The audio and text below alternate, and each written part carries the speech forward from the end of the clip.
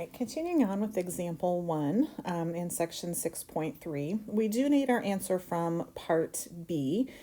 So just as a reminder, we found that the probability that a light bulb lasted less than 1,500 hours was 0.1902, or in other words, about 19.02%.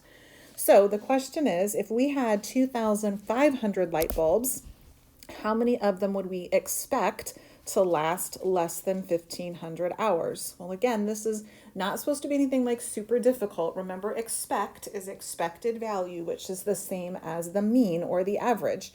So if we expect about 19.02% of all light bulbs to last less than 1,500 hours, we want to simply find 19.02% or multiply by the decimal version of the percent times our 2,500 light bulbs, and we're going to get an answer of 475.5. Okay, so again, to do an interpretation of that, what does that mean?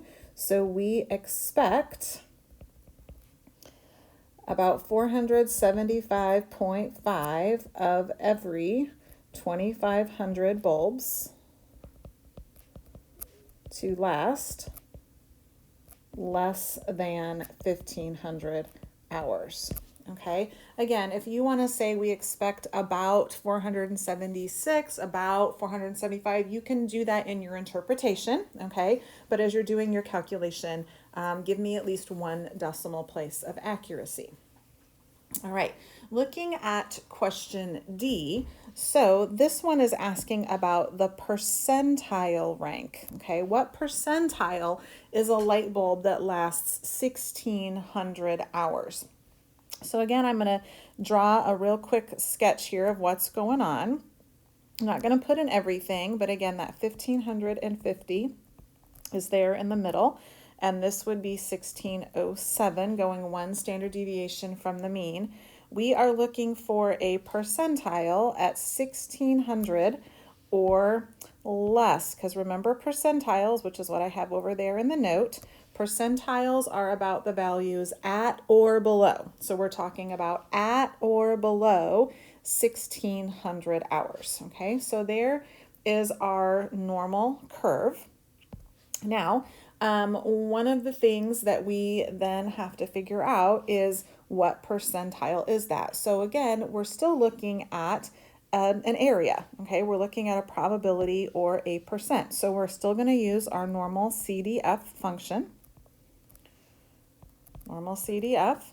Our minimum, again, there isn't one. We're going down forever, so -1e99. Our maximum of 1,600 hours with our mean of 1,550 and our standard deviation of 57. And whenever we type that in, we should get 0.8098. Now, this is where the note comes in, and I've done a little writing ahead of time here. So remember, percentiles are at values at or below, okay? So if we say for a percentile that if you ever round it down, okay, you would actually end up cutting off part of what you need. So when you calculate percentiles, you will always, always, always round up, okay? Always round up.